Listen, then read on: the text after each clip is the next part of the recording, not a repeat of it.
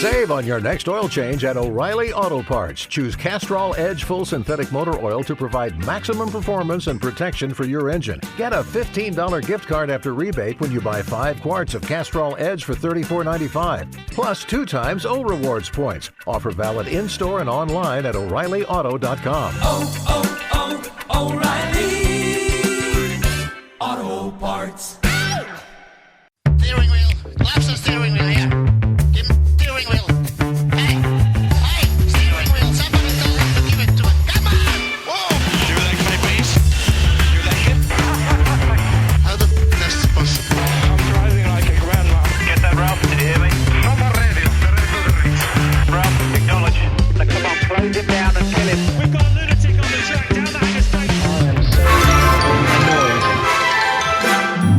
Boys and girls, your attention, please. Hello and welcome back inside the Part for May for podcast number 924. It's Todd. No, Todd, not now. A.K.A. Negative Camera. You know why I've asked you here. You must convince the villagers that I'm harmless. I am harmless, darn it. Hey, tonight, for your kind consideration, we're going to cover some Formula One news. Really, there was some good articles in the press, sort of retrospective thinking about things. Why didn't Schumacher's return work? Yeah, a lot of great stuff.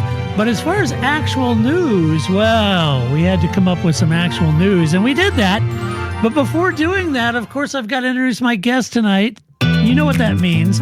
I got to go all the way to the right coast of our nation, nestled in our nation's capital, where she plies her skills as a master statistician, weaving magic and all kinds of stuff that she does. You know her.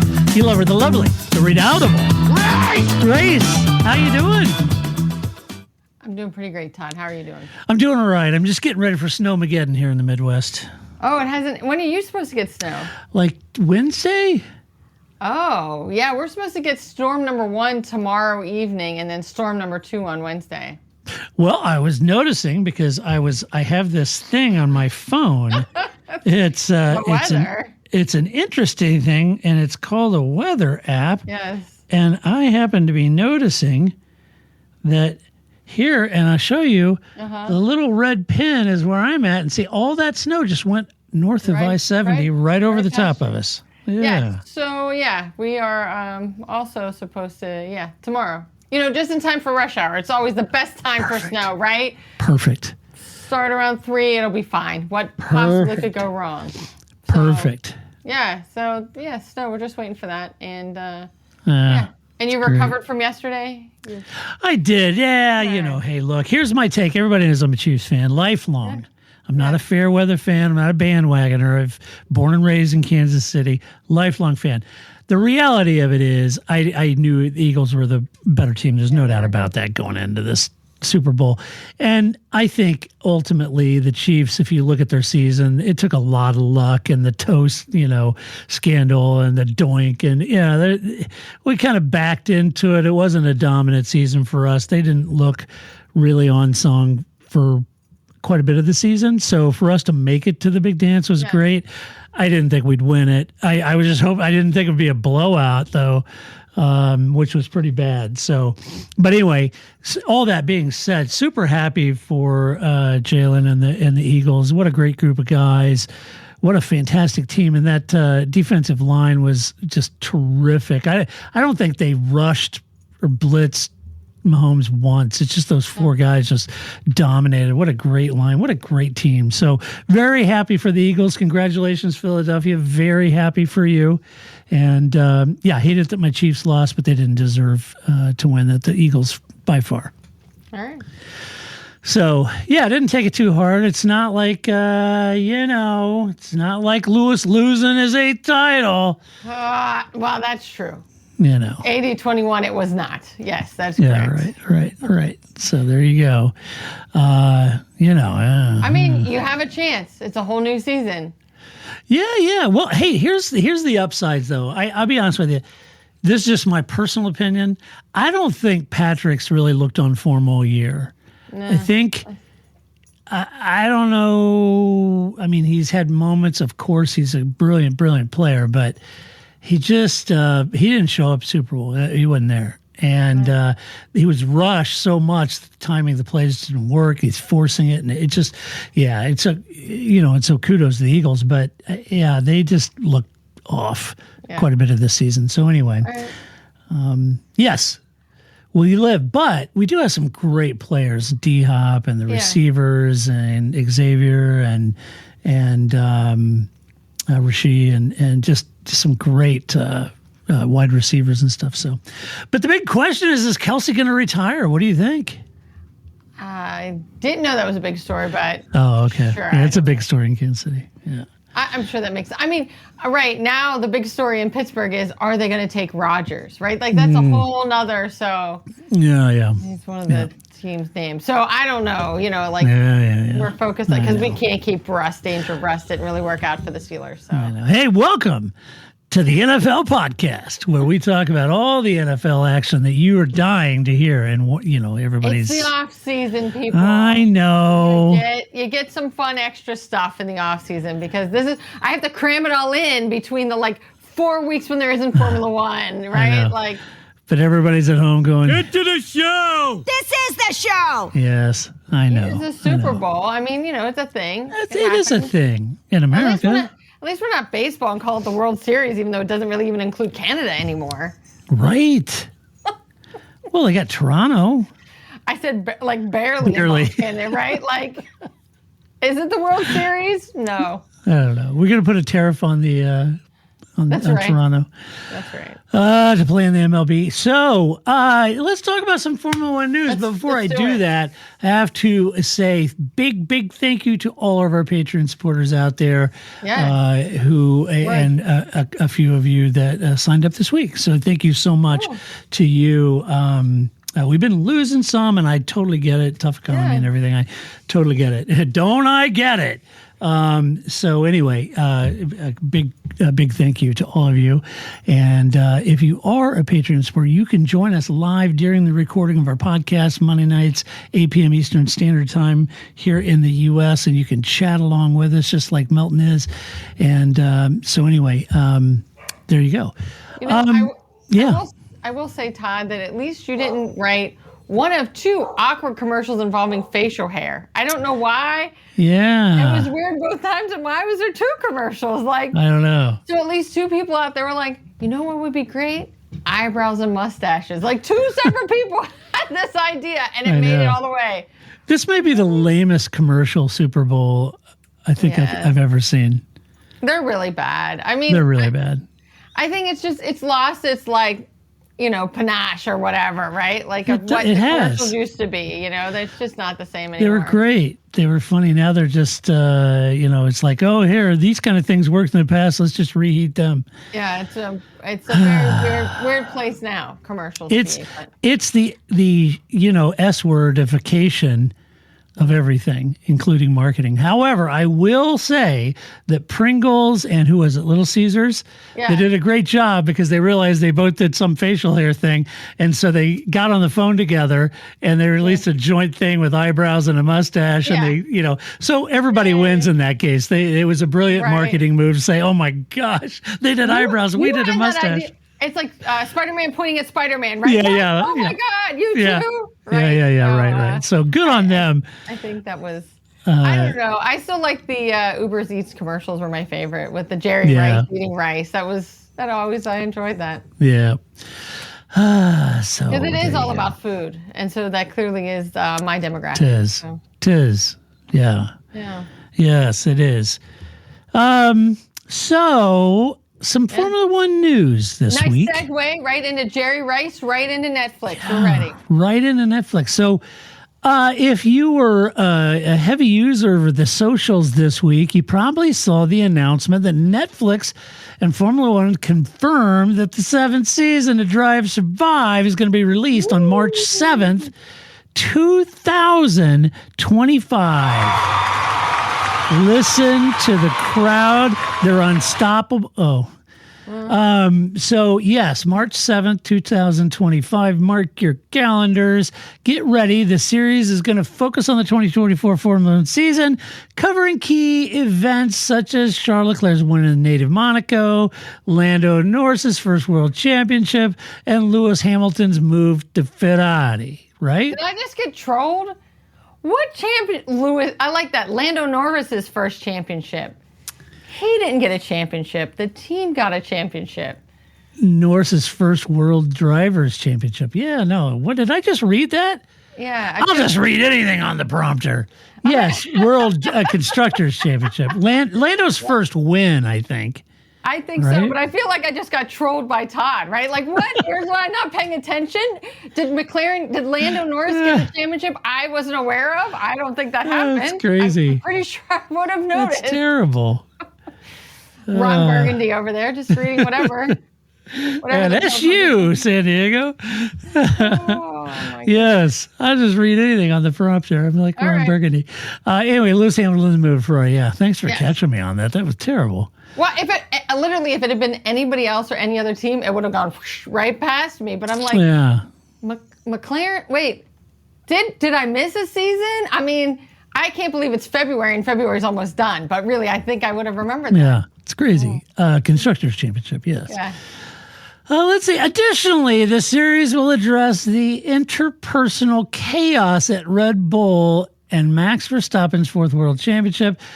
The, what else it's going to cover? Controversy. The controversies surrounding Red Bull team chief Christian Horner will also be featured in the new season. Okay, so that's what it says. I took the liberty of doing a little poking around about Drive Survive. You and I haven't talked about DTS in a minute. And I thought, well, how did last year do? How did that all pan out? Well, the series last year experienced a bit of a drop since the halcyon days of COVID-19 lockdown. With season 6, get this, are you ready for some numbers? Yeah. You guys all ready for some percentages? Because here they come. Season 6 experiencing a 30% drop in viewers and overall 15% drop in total hours viewed in season 5 and a 22% drop in total hours viewed in season 4, meaning whoever was watching watched a lot less of the series. Yeah. Now, I'm not in that business. Okay. I'm not an expert on, television shows and Nielsen ratings and all that. Why would that stop us? It's never stopped us before. It just seems 30% is kind of a big deal to me. It's a huge deal. I would think. Yeah, I mean, I think that it's always what happens, and we've talked about it. We talked about it with Paul on the show a couple weeks ago, right? Like, you're always going to have that initial bump. That's great, but you have to sustain that. And are you going to, what does that look like? I think that's exactly what's happened. They just can't sustain it. It's just not that like, oh yeah, Danny's funny. Oh yeah, Max Verstappen can be a jerk face.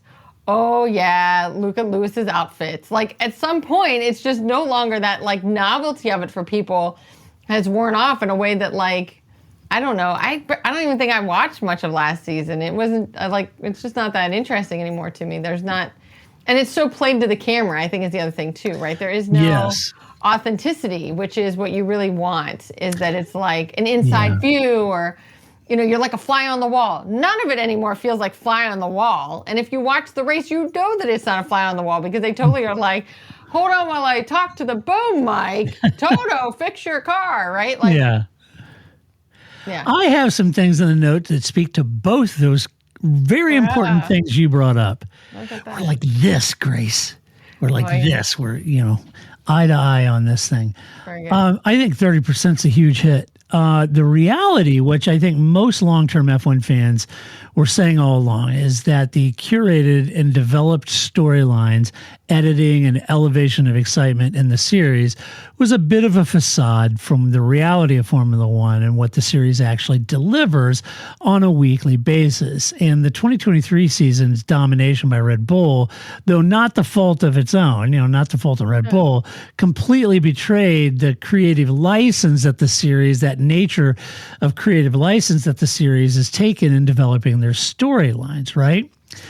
it will be interesting to me on a couple of things to see how much of the Horner drama they focus on, because that starts to wade into choppy waters, and how much of the Yoss situation they actually craft any narratives around. You know, I mean, Yoss, you know, anybody that asked him, he was ready to you know, poo on the team. He was like talking right to the boom mic, right? Yeah. Yes. Christian Horner is a problem. Yeah. Yeah. So it'll be interesting to see how they handle the Horner-Yoss internal dynamic, because, you know, Wheatley and Newey and you know, you had, I mean, a lot happened there. Yeah. And I'll be very interested about how much of that Red Bull's comfortable releasing. Right. You know? It'll be interesting to see this season how much off-track storylines they develop or focus on, when actually there was a lot happening on track, you know?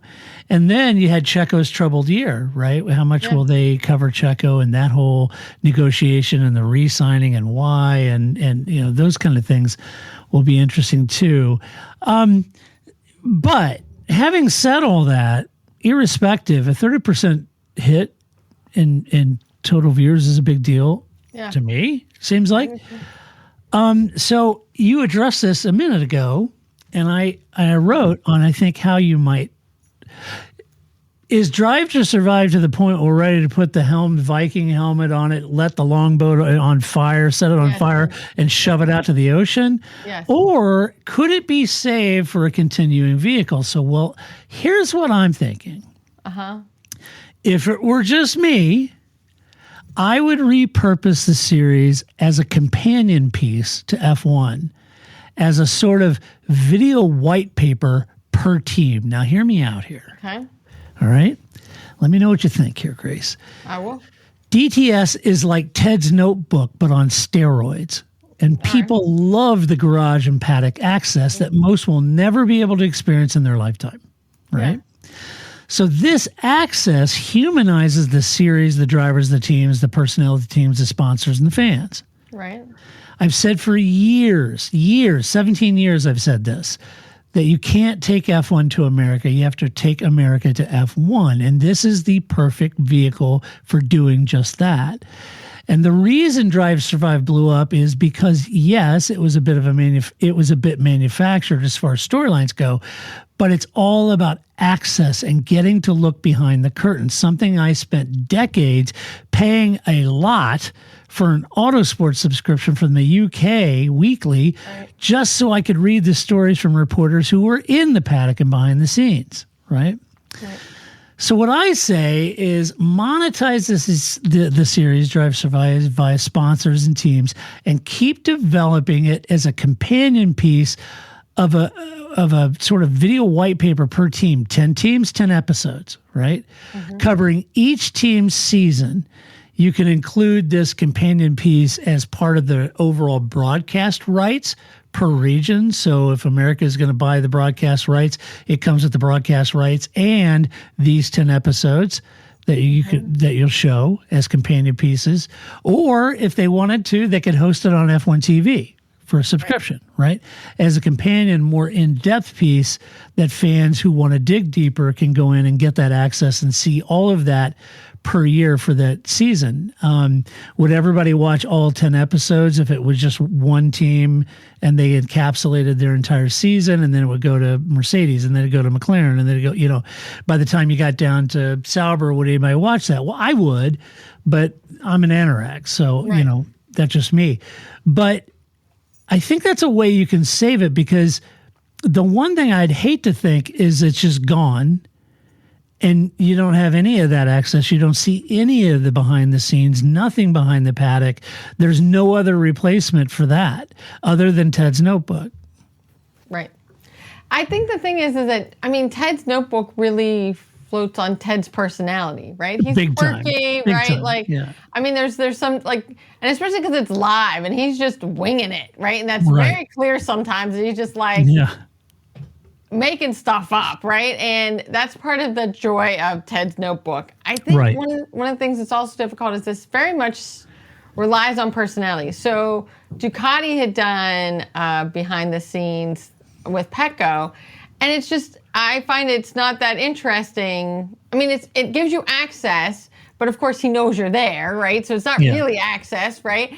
But it's also like exactly if you watch the sport, what you expect is happening. Like after a race, Pecco's mad. You know, like nobody's surprised by that. And he's not the kind of personality to like punch walls or something like that, but he's clearly just sits there and is mad, right? Like, right. Because he's human, and that's how you deal with it. You know what I mean? Like, it's just, I don't need to see that. It's known. But what I think would be interesting is more of the like, which they did more of like, you know, what happens at the factory? Like, what is more of that, like, behind, not so much just at the racetrack, but like, what does it take for, I think that Haas would be a great example. Like, you know, you have a total, you've moved away from Gunther Steiner. What does that actually mean to this team, right? What did they actually manage? I think there's such an interesting storyline there that you could follow because, of course, just like the car, it takes a while before the Adrian Newey designed Red Bull isn't Adrian Newey anymore. That doesn't happen when he leaves.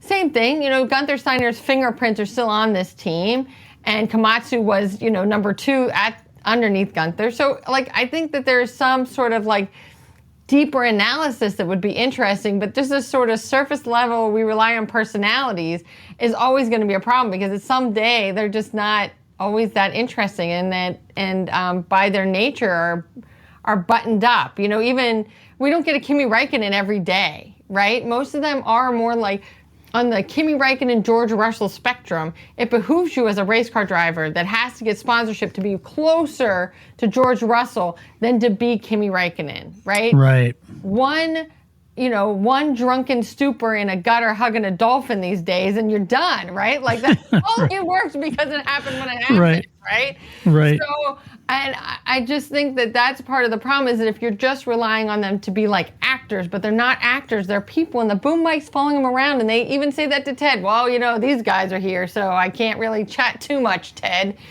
I think that part kind of dampens it, whereas in the beginning, nobody knew. I know. It's kind of like when they go to a new track or sprint races, right? That's exactly what happens with sprint race. The first sprint race is going to be great. The second one will be a little better. The third one, they'll have it all worked out. It'll be the same and it won't matter, right? That's how Drive to Survive is. It was a new thing, so it was cool and interesting and exciting. And now it's, what did you say, season 6, and we're like, okay, it's another sprint race. Great. Are we at Brazil? Then I'm not really interested. Right. So, you know, and maybe because Drive to Survive has that it operates in that certain milieu, for lack of a better word, and a misuse of the word. You know, maybe it doesn't translate into making companion pieces per team. I'm kind of like you. I would have loved to have seen a Williams episode that would really kind of dig into the challenges James inherited, the immediate success of the first year, but then the challenges of last year, right? And why that was so hard, and what he ran into, and not having enough wings, and not having to repurpose a chassis, and that kind of stuff I think would be fascinating to see. Maybe Drive to Survive isn't the vehicle because it is more entertainment derived, and maybe if they do away with that, maybe they could put that towards these companion pieces. But anyway, go ahead. I didn't want to interrupt you, but I do it all the time anyway. But I think one of the things that's interesting is that Drive to Survive needs to be more like Hard Knocks, right? Where it's one football team, and you really are behind, and you really do get access, and there's a lot more that you learn, because at some point when you're a camera and you're embedded with that team for a whole season, it has to be, at some point you just have to function, and you can't just play the cameras are here, I can't say anything, Ted, because at some point you have to do business. And I think that if it was more like that, even though that comparison was kind of made in the beginning, that Drive to Survive is kind of like Hard Knocks, I think if they went more in that focus and less, because even now, is one episode really enough to really get into Haas or even Lewis Hamilton going to Ferrari? Because how many people I knew said to me, I heard about Lewis Hamilton, and I'm like, but he's going there next year. That's really lost to people that just saw the headline and knew, oh, Grace watches Formula One, I'll bring it up with Grace. I'm like, no, he's declaring in 24 where he's going into 25. And it was like, oh, that is a big deal, right? Let alone that it's Ferrari and he's at Mercedes, and if that nuance is lost, right? Right. On just some casual, in the same way, like, because there's a Drive to Survive for tennis that I'm like, I don't know anything about these people, but I'm like, well, I'm really into it now, right? Because it's about tennis that I don't watch. So it's easier because I have nothing but belief in what they're telling me in that version of Drive to Survive. And it's the same. So if you're actually watching Drive to Survive and are now watching the sport, you have that same dissonance that we've always had as people who've watched the sport and then started watching Drive to Survive, because suddenly you're like, oh, that's not really what happened at all, or I don't really think that's how that's going, or, well, it seems like it should be deeper than that, right? You sort of get past that surface level, and so then you have problems with a show like Drive to Survive, unless they do a really deep dive like Hard Knocks does. Yeah, I agree. And I agree with you on that format. With you. I like the 10 episodes, one each team. I think you could, or just pick some great storylines that you can have at the beginning and just follow those to the end, you know? Yeah, I think it would be good. I and you're right, it's that, and I think there was a lot of that, and from my experience, I remember working, I won't name names, but I had a vice president, we were in some XCOM meeting, and we're all on video and waiting to start the meeting, and this guy's kind of a piece of work, but he comes to the meeting, and it's during lockdown or second year into Drive to Survive maybe, and so we're talking, and he probably sees a car or two behind me, and he says, "Oh, it's a couple." He goes, "Do you like racing?" And I said, "Yeah." He goes, "Hey, have you ever watched Formula One?" Yeah. And I kind of lean my head over. I go, "This here behind me?" That he goes, "Oh, okay." He goes, giant. And he's like, "Are you getting into Formula One?" Yeah. He's like, "Yeah." He goes, "Yeah, you ought to really get into it." It's he goes, "Man, I just started watching this series Drive to Survive, and I am totally into it. I am absolutely into it." And he's a good guy, but it was just a funny conversation and then when he figured out, I said, "Well, yeah, I've been podcasting on it for 17 years and writing about it for 17, 18 years, and he was like, "Whoa, yeah." So I mean, he's nice to know about it. He wouldn't have known, he didn't know and just saw the picture. And so it was a funny moment. But there was a lot of that, though, where people really didn't know anything about Formula One, got hooked by Drive to Survive, and they're like totally in it. It's like you and your tennis show example. So, and I think, like I said, I think a lot of that reason is because they got to see a lot more about F1 than what you would see in a broadcast. So, and to Drive Survive's credit,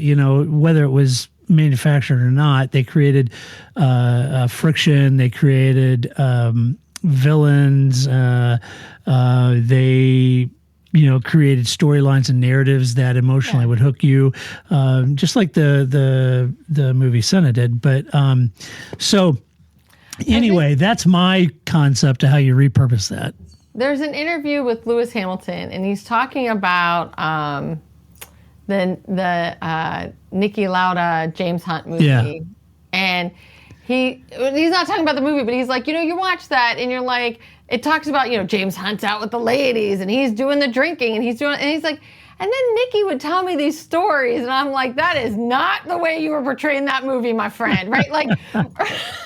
I mean, they kind of played this like Niki Lauda's the straight man, and James Hunt's out there being the crazy guy, and he's like, well, I was just like, Nikki, this is not what I was told you were supposed to be like, right? It's a shitbox. Yeah, I think that's totally the thing here. It's so true. Poetic license that's involved. Yeah, it is, and in Senna.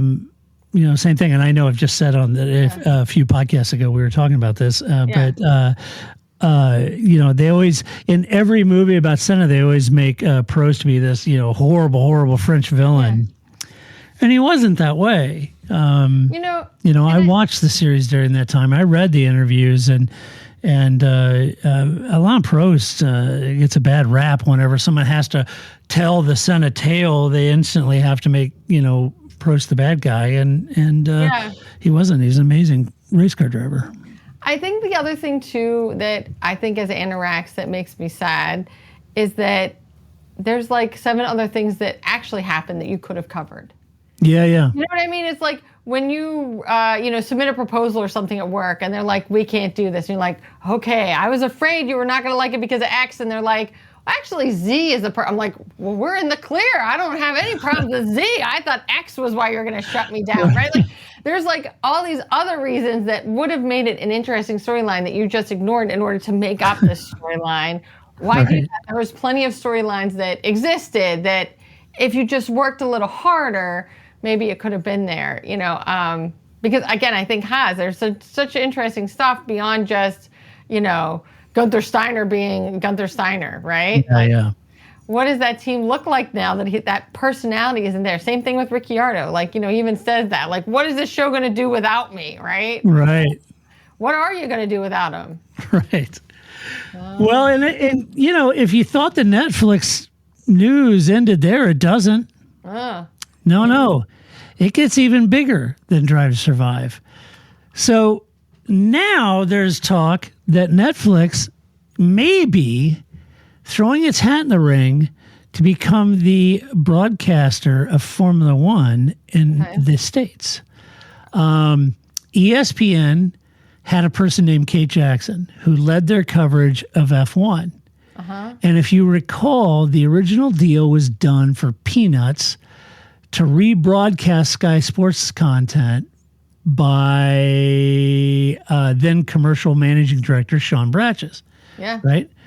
And Sean was formerly at ESPN. Right. But he moved over to Liberty Media.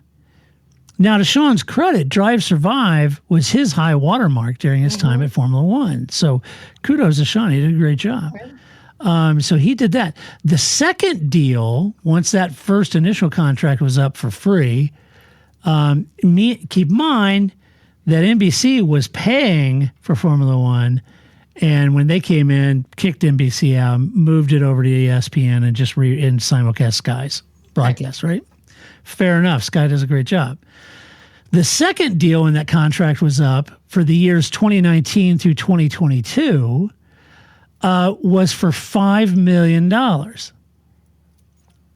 So they went from free, then ESPN paid $5 million, and then finally for the 2022 to 2025 contract, what ends this year, that deal is reportedly costing Disney, who owns ESPN, $90 million. It's a bit different.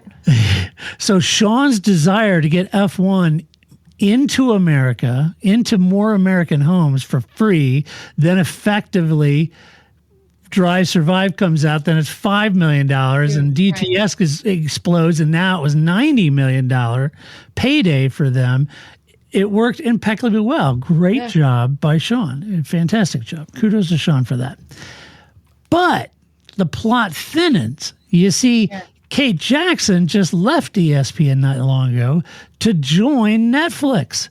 And she promptly brought some live boxing, some NFL games. They just did a huge deal for WWE wrestling. Wrestling. I don't think that's what Kate Jackson called it. No, she didn't call it wrestling, but she should have. So we're going to bring wrestling to the streaming service, right? They've also signed to stream the 2027 and 2031 Women's World Cup.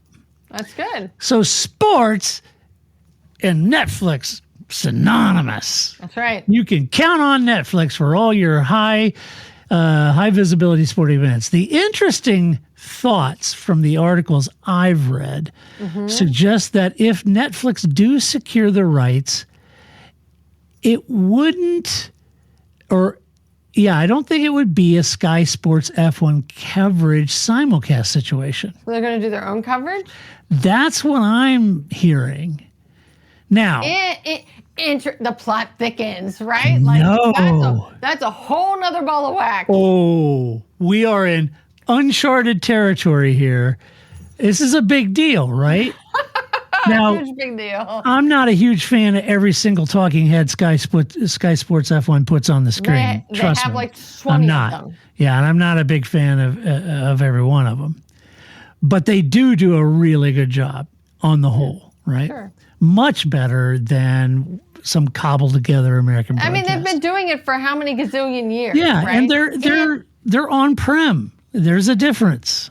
Right, and I think, I mean, that's a huge one. I mean, I remember that with, Speed Vision, right? There's definitely a difference between watching it on TV monitors just like the rest of us and being there. Yes. They are in England, so then, therefore, It is a sport that they have. Again, like, did you know the Super Bowl didn't happen? Not if you lived in America, because that's all we've been talking about for the last week, right? So if you were in a country where that you have that kind of like where you're living under a rock, if you didn't know, because it's Formula One and it's everywhere, it's going to give you a different ethos to your broadcast than it is. Now, watching it. I don't want to overstate or understate this next part, but if Netflix do create their own coverage team, they had better be damned careful in who they pick. I agree. The reason Sky F1 works is they have a pro motorsport broadcaster in Coffey. Mm-hmm. They've got a former F1 driver who is wickedly smart about the series in Martin Brundle. They've got an F1 driver analyst in Ant Davidson, who also does some work for Mercedes, who is world class, right? They got a special features and pit lane reporter in Ted. Right.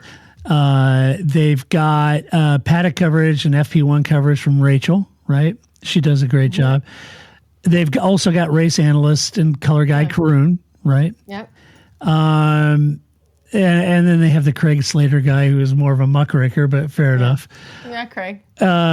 Sky is, in my humble opinion, no disrespect, but I kind of feel like Sky is starting to buckle a little bit at the knee. I'm not sure Simon, Craig, Naomi, Natalie add any different element or insight to the broadcast, but I do understand having them there because you're rotating staff, right? Yeah, there's like 40 races a season. Yeah, right. It's 24 races, and they're trying to rotate staff. Now, every attempt at creating a new F1 coverage crew, including F1 TV's crew, has had its challenges.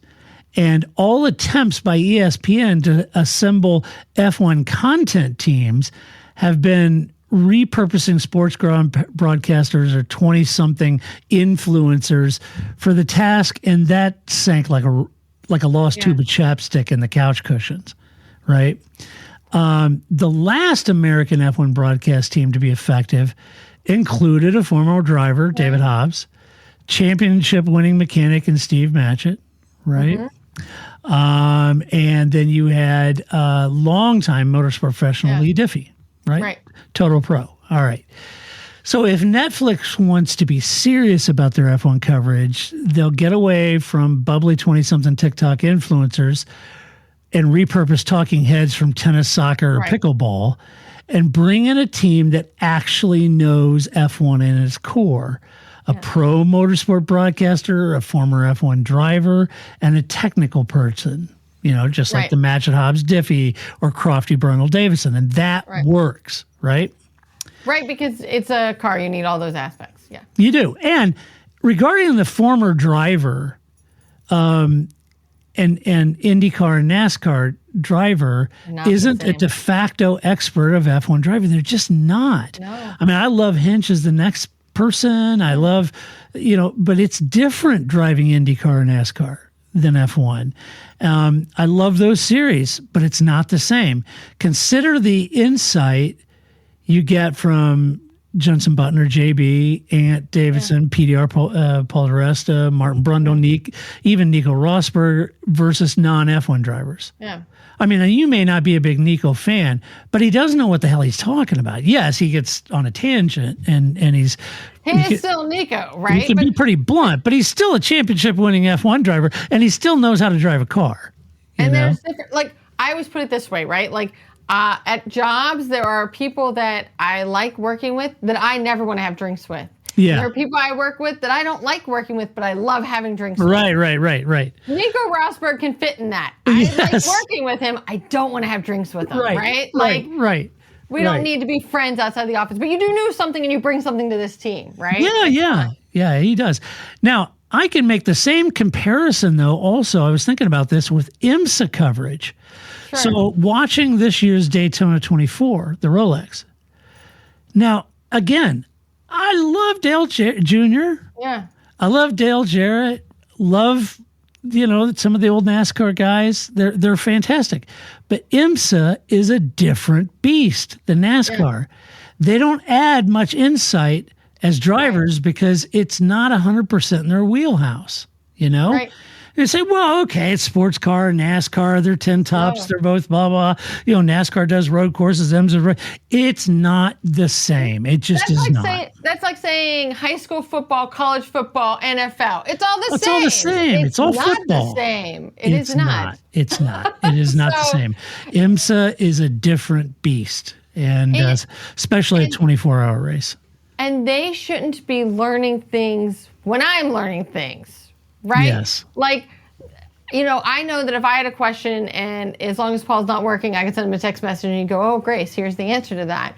If I sent that message to Dale Jr., like I have Dale Jr.'s number, like I have Paul's number. But anyway, if I sent that text to Dale Jr., he'd go, that's a good question. I don't know the answer to that. Let me go text Paul, right? Like, yeah, right. You know what I mean? Like, you can't be having self-discovery at the same time your broadcasters are having self-discovery. They're supposed to be the expert. They're the one I'm supposed to be discovering things through, not right. Right. Yeah, so I see what you're saying. Yeah. Yeah, it's just not the same. And then during the 24, they had TK on, Mr. Lamont. Yeah. Everything he says is absolutely insightful and on point. One of my favorite, I think it was Ollie Gavin they had on. And, long-time IMSA sports car driver, Corvette, his commentary and input was absolutely brilliant. That's why Calvin Fish is so good, on that broadcast. He's just terrific. So, a different beast, right? Yeah. So, who could you pick? Who could your picks be? And I was thinking, well, who would my picks be? I'm sitting here waxing poetic about what not to do, but they won't get Lee Diffie because Lee is a pro and he's an NBC guy, right?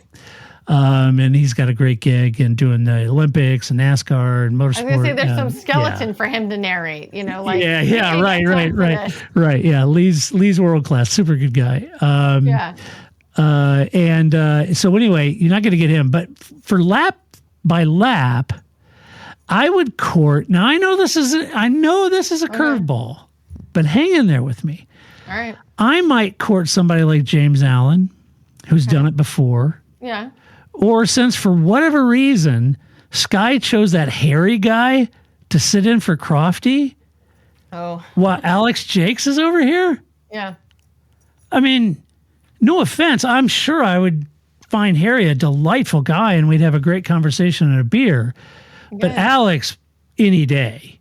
Yeah. Over Harry. Alex, is animated and he's excited like Crofty is. And sometimes he's over the top, but that's kind of his thing, right? Yeah. So maybe you look at a younger guy like Alex Jakes, right? And it's that position. Yes. Right? Like, I mean, I think that is something that as much as I'm like, Crofty says things that are wrong, he literally for 2 hours has to never stop talking. And I, as someone who could probably go 2 hours and not have to take a breath, that's a big ask of somebody. Yeah. He just is like 100% reacting in the moment. That's a real skill that not a lot of us have. And so I'm like, I don't always agree with Crofty, but I'm always like, well, that wasn't right. But I also thought that was, Lance Stroll instead of Fernando Alonso. It's okay. Right. We'll sort that out, right? Right. So, if I was, Netflix, I'd maybe make a run at James. I'd make a run because, I don't know if everything's that healthy over at Motorsport these days. I saw where Pablo was just released and Jonathan Noble's not there. And he's at race. So things aren't great over there. So maybe you pick up James. I'd pick up Alex maybe. And I can't imagine that Alex is very happy he didn't get the call up instead of Harry, if I'm honest. For the driver of the broadcast, I'd make a play for Martin. Why not? Yeah. I'd make a play for Martin, Ant, Paul DeResta for sure. Mm-hmm. Paul adds a lot of insight. Yeah. He was just racing at the Daytona 24. Yeah. I'd go for DC, David Coulthard. I might look at even bringing in a guy like K-Mag, right? Yeah, I think that would be interesting. Yeah, K-Mag's pretty candid, pretty straightforward. Sebastian Vettel, he's out driving Mario Karts for crying. He's bored. Yeah. Get him in there for his insight. And I got to be honest with you, I think one of the better guys that isn't on Sky enough is Jensen Button. I agree. I love it when Jensen's on. Yeah, I do think too. He brings such an insight because I think, He you know, does. I think it's something that Paul always does well because Paul spent time, I mean, as a instructor, he has that very like, all right, so when you're coming to a turn, Grace, here's what you're going to think about. Yeah, right? Like, yeah. There's this way he explains things that I think what you get from a Jensen Button. Like, I think you need this, like, here are the 12 things as you're entering a turn, especially because, you know, we all think of driving a car. You drive the turn when you get to the turn. Yeah, it doesn't right. work in racing. No. You actually set the turn up like 6 turns ago. And so if you've got a bad entry at turn 3, well, turn 7 isn't going to work out for you either. Right, So you have to kind of understand that you're not taking it moment by moment like we do in road cars. You have to like set up a turn and what does that look like? And Right. how do you translate that from what a driver thinks of to how you then teach that to somebody that's a novice. And that's Right. really the job that somebody like a Jensen Button has to do is that like, here's what I know as a driver and here's how I explain that to you, somebody who's never driven a car in this manner before. Right. So I think JB is great. Oh yeah, look, if you absolutely had to have an American, then go out and get Logan Sargent. Yeah. He that's recently drove, fun. Yeah. you know, if you want an American vibe to it. Now, for the technical person, first thing I do is call Steve Matchett Of course. because Steve is singular. Steve is woman. often, and I know I'm biased because he's a dear friend of mine, but I would absolutely call Steve. I think always. I think him being a mechanic as opposed to being an engineer, like it really brought some insight that I don't think Sky really has. That's always the thing. It's like I agree. They don't always have they don't have a mechanic's perspective, which I think is really missing in a sport that involves cars. Yeah. It's not just Yeah. people, right? So you have to have somebody that has that intimate knowledge of a car, on the team as well. I agree. You got drivers speculating on what mechanically may be going on. You have aerodynamics or engineers speculating, but the mechanics are the ones that know, you know. Yeah. And Steve is, well, as I always say, you know, he's a prolific author. And I always say one doesn't read Steve Matchett, they reread Steve Matchett. He's fabulous. If Steve didn't want to do it, maybe pick up Ruth Buscombe. Yeah. You know, Ruth is great. I like Bernie Collins. Yeah. Now, I've had a few people email me saying, can't understand a damn thing she's saying. It's terrible. Why would they do that? I've never had that. I'm going to have to I don't have that problem at all. I understand everything she says. But then again, I'm Scottish-Irish, so maybe, you know, I don't know. But I think the addition of both Ruth and Bernie has been, again, it's another component that's missing. This is the strategery component. Strategery, right? That's right. And so I think that it's interesting because it removes the speculation because they're able to say, okay, Ruth, you're on the pit wall right now. What would you do? And she'd go, well, here's all this. Here's the 10 things I'm thinking about right now in order to decide if Charles Leclerc should come in or not. Right. And so you don't have, you know, Martin Brundle speculating about that, or you don't have Simon speculating about that, right? Because you have somebody that recently did that job, and they're like, well, actually, here's all the, the string I'm working with right now, right? And that I remember there was one that they were like, oh, this must be nerve-wracking, and Ruth was just like, I love this, right? I know. This is your job. You love a little rain and a little accident and a little like chaos because now I get to do my work, right? Like, it's all easy and predictable, then you don't really need me. So and the one thing we don't want to talk about and we hate talking about is tires. And the one thing that probably impacts it the most is tires. And the great thing about Ruth and or Bernie is that they can do a really good job of tracking that and explaining that and how that applies to strategy, you know, and both of them do a great job. So I think either or pick them up. I think that's if I was Netflix. Now I have two more. And my last one is kind of fun. The next one is Mike Elliott. He left, longtime engineer. You know, he knows where all the bodies are buried in Formula One and what's going on with cars and everything. I don't know how he would be on camera, but I do know who my last pick for Netflix might be from a technical side. You want an American vibe? You bring in Otmar Safnauer. I love it. I love the idea of Otmar being on that side of the camera. I loved him in Drive to Survive. Yes. I think that That would be great. And he's worked at multiple teams, right? So Right. he has a real sense of like what the ethos at a different team would be like. But I think that's the thing. I think just like a basketball team, right? Like you can only have one center, but if you don't have a point guard, this is all going to get messy, right? Like, so you need somebody that's playing each of these roles and has a personality that fits it. And I always think too that in MotoGP, again, now this is like 15 years ago, but Ben Spies would sometimes step into the commentator booth, but he has a really flat, like James Val's engineering kind of affect to him. Yeah. So everything he was saying was like, oh, that's great, that was spot on, but it's all delivered like this because that's how Ben Spies delivers everything, right? Which is what probably made him a great rider. He's still riding, but but not really exciting television, right? Right. So I think that it's a hard balance to find, and also just because you were a good rider doesn't mean you're a good personality. Like I think David Coulthard is a very good personality because he does F1 TV, which is what I watch the broadcast of more now. But I think that even if he's like, I don't know, he just says, I don't know, right?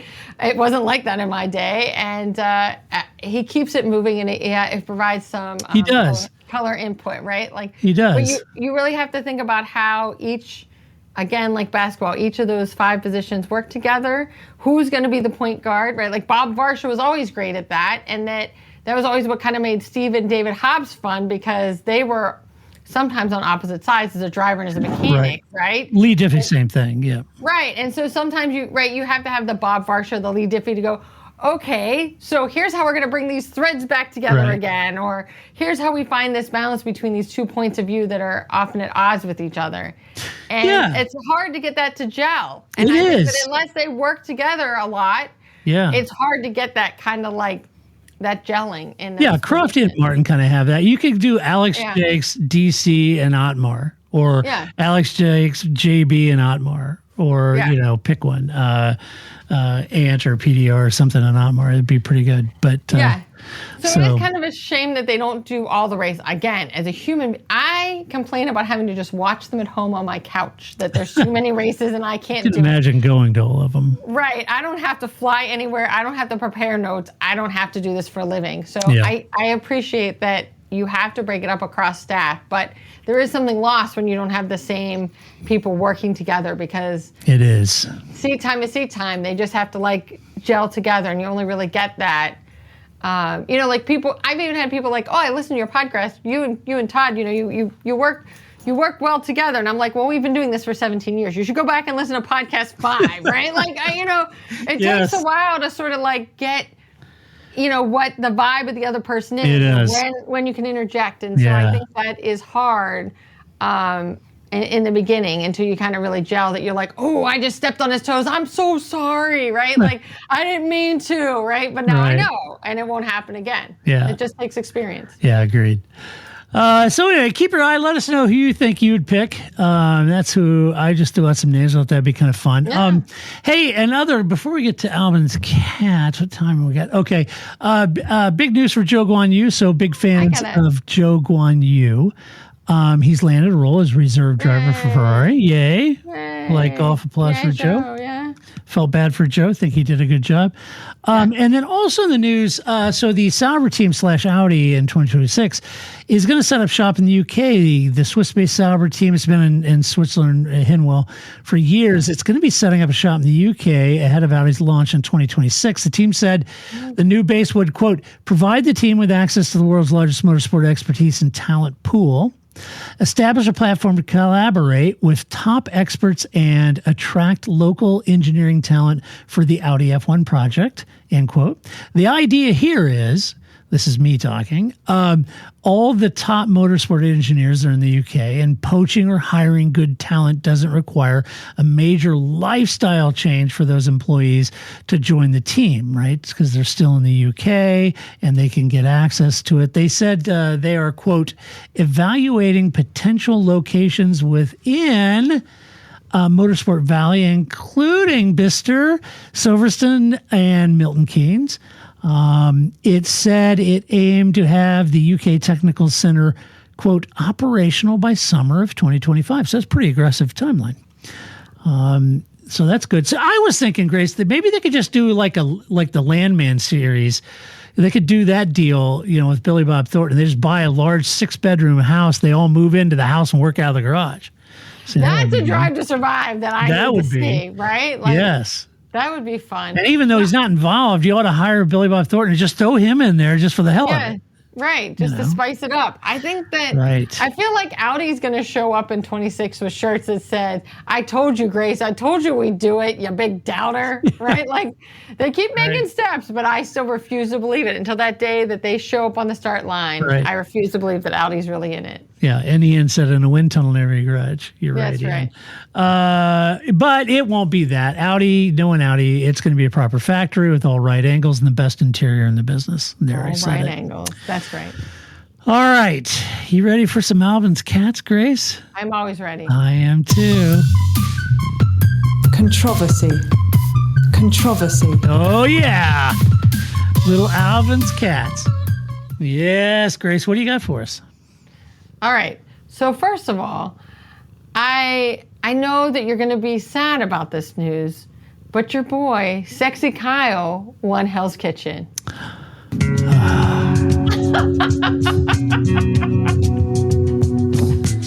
Oh, hey, to be fair to Kyle, I do think he can cook really well. I think he's got a kind of a flair and a boldness that he goes for the dishes that he made. So good for him. I really thought Hannah would win that though. I agree. So but I could see from the it's the producer's call.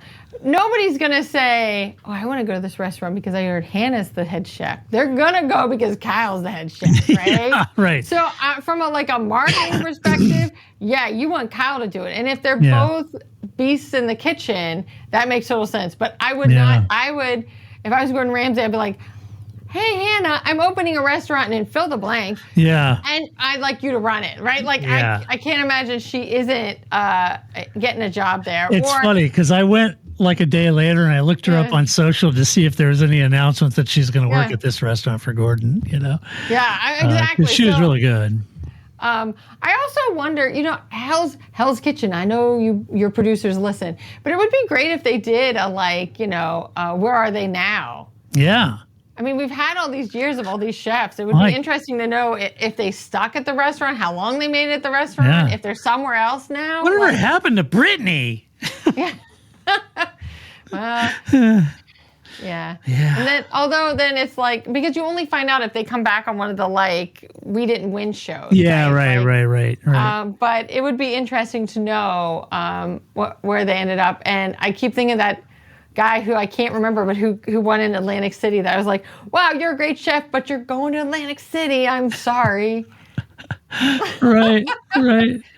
Yeah. So. But anyway, I think that Milton says a short order cook working a night shift at a Waffle House. Wow, just watch out for those here's eggs. a little known factoid. As an American living in the Midwest, I've never eaten at a Waffle House. I have never darkened the door of a Waffle House. A Southern thing, huh? I guess, and I have no axe to grind. I have nothing against them. I just never been there. Never been an occasion where I was hungry and I don't know what the deal is. All right. I want to go to one, but.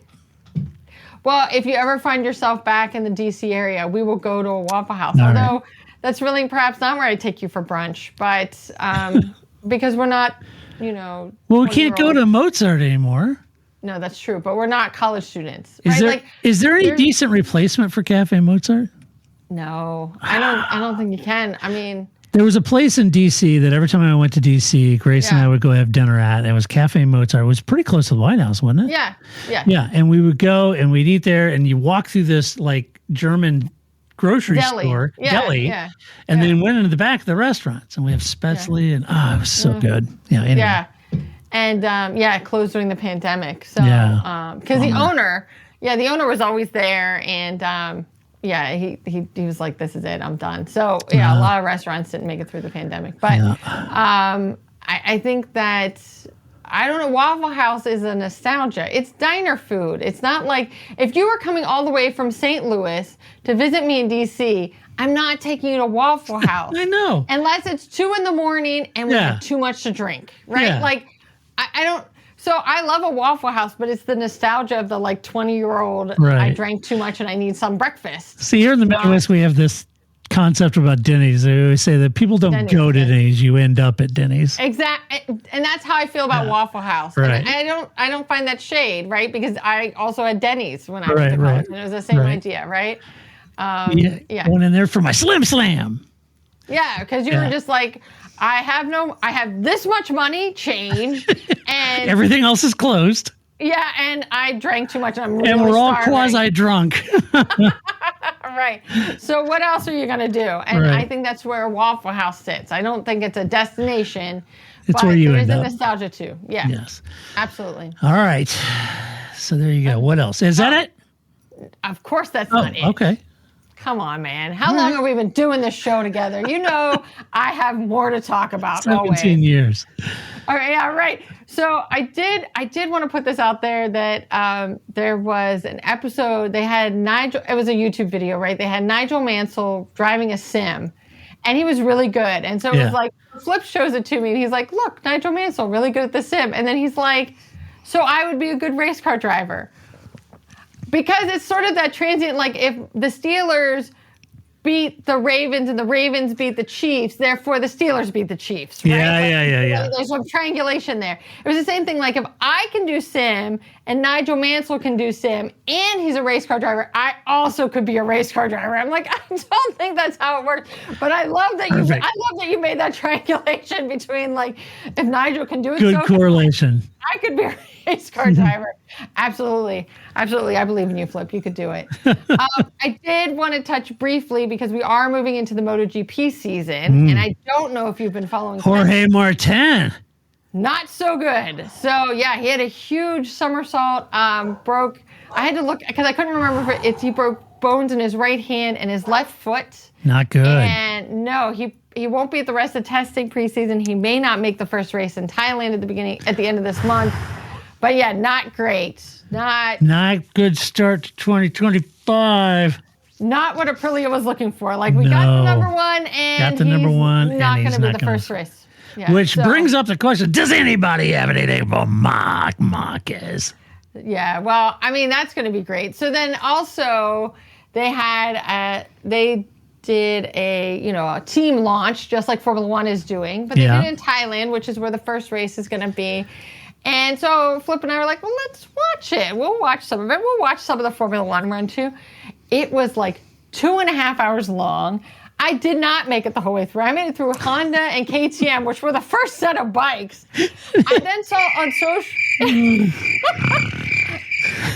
I then later saw clips on social media of when they finally get to main Ducati. It's dark out. Like this started in the daylight. It's dark out. And we're talking to Marc Marquez and Pecco Bagnaia. I'm like, too long. Like, so everybody's been talking about Formula One, how it's like each team gets 10 minutes. Well, this needed to be tightened up. This took way too long. And by the time you get to Ducati, you and Flip are like, well, Lottie frickin' God! and the poor announcers, right? They're doing the best they can. They're doing their best crofty, right? Like they're set up to fail, and they're doing the best they can to make this an enjoyable show for everybody. But I did see, so Joan Mir, he won the World Riders Championship in 2020, and he's been with Honda, and it's been terrible for him. He crashes every race. It's just been miserable for him. His bike didn't start. So they had him at the hotel on street legal bikes. So they have to take the bike. They go kind of like out on the street around the circuit into the place where the little auditorium area where they're going to do the announcements and the whole, driver interviews and stuff.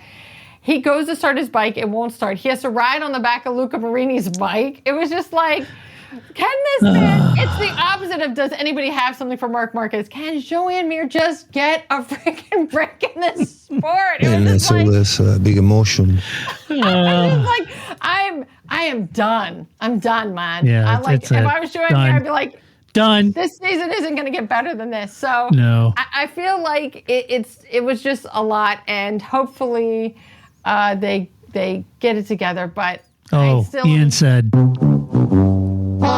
Yes. that's right. That's what it is. He is not having it. So I hope that it doesn't turn out that way, but I'm still getting used to I agree. different Honda livery, which is totally weird, and that the KTMs are all the same, and I've already confused them, and I don't like that. Yeah. It's too hard. Not good. So yeah, Not good. so All MotoGP, right. end of the month. There you go. Ready. MotoGP. You ready for some no shit headlines? I'm always ready for no shit headlines. Are you? It's a shit box. Okay. Highlight of the show. Here we go. Number one.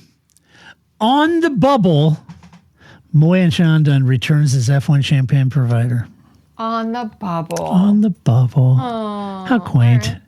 Cool. I wonder what happened to Ferrari. Did they go out of the No, well, bubbly LVHFMHILVXX, whatever the Louis Vuitton premium brand group house, design house is now the title sponsor. That's why Tag Heuer, the official timepiece of the FIA.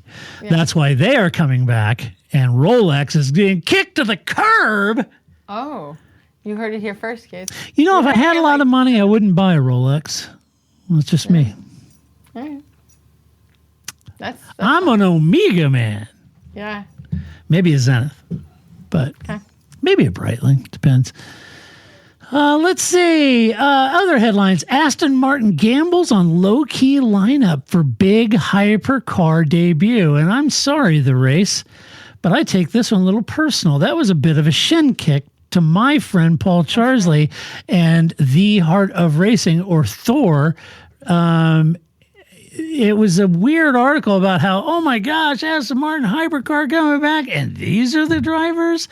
It's like, well, yes, and they're really good drivers, and the program may not have seen the light of day if it wasn't for Heart of Racing and their investments. And yeah, it was, I don't know. I was offended. Paul was like, nah. But I was offended on his behalf. That's also very Paul.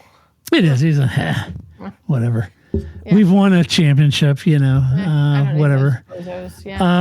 Let's see. Next up, Lewis Hamilton won't last at Ferrari as Bernie Ecclestone raises Charles Leclerc theory.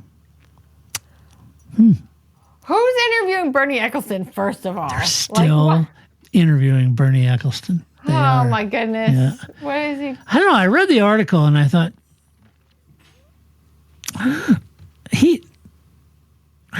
so what's his theory? Kind of point. He thinks Piero Ferrari is the one that got Lewis in there, and he kind of felt like, he said, I hope they don't end up paying him an absolute fortune, and then in a year wishing they hadn't paid him an absolute fortune. Can't get rid of him. But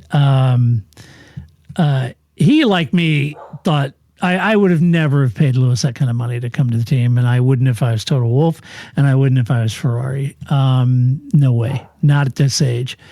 And in that capacity. And I don't know that I'd done a multi-year, but but like we talked about a couple podcasts ago, just marketing alone, huge, right? So I get it why they did it. I think Bernie's not as convinced. He thinks he didn't think. He just hopes they don't actually end up ruining their decision. His point is Charles Leclerc's there. Charles speaks their language. Charles knows the whole system, and they're still going to be behind Charles. Period. And but it's always going to be difficult. That, yeah, Lewis knows that. He's a big boy. Right. It's not like Lewis was like, oh, yeah. You mean Charles is your number one? Really? I didn't know. And Lewis knew he was going to Mercedes with Nico. Nico's German, Mercedes team. He's been there with Schumacher. Lewis knew that. He's a big boy. Yeah. He'll handle it. Whether he'll have root success, I have no idea, but we'll see. Next headline, F1 champion released rock album that sold 800 copies and was deleted from the internet. Is it JV? It is JV. Oh, Jacques Villeneuve. Yes, you're absolutely. I mean, look at it this way, folks. He only sold 800 more copies than I did, and I didn't release an album. He deleted it? It's amazing. No, the internet deleted it. It was deleted from the internet. JV. How bad does something have to I do with don't the internet know. to delete you? Yeah, you got deleted by the Wow. internet. Sorry for the dog. That's going to be the soundtrack of this podcast. But yes, Well, it's all right. We'll fix it in post. we'll But fix it in post, man. I think that is the real skill, JV, that it was so bad, the internet deleted you. The Wayback Machine said, no, we're No. good, thanks. We have no record of JV ever being a musician or releasing an album. That's bad. Let's see. Lewis Hamilton promised music collaboration with Drake, but fans were left disappointed. You think? Would now not be the time to avoid doing anything with Drake if you were Lewis? Fans were upset that he didn't do anything with Drake. Can you blame him for not doing anything with Drake? So there's this event. It's called the Super Bowl. Was anybody watching? I mean, Lewis was there.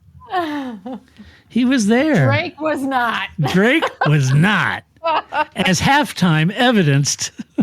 Yeah, I think that, that's, wow. Yeah.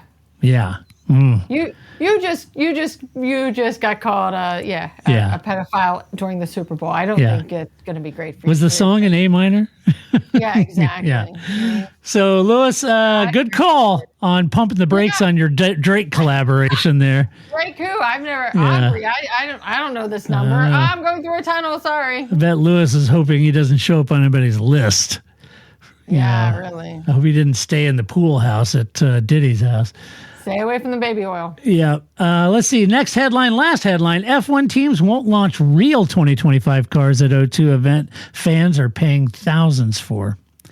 So I don't know. We talked about this before. Is this a big deal or not? As you pointed out, it's not a car launch. It's a livery launch.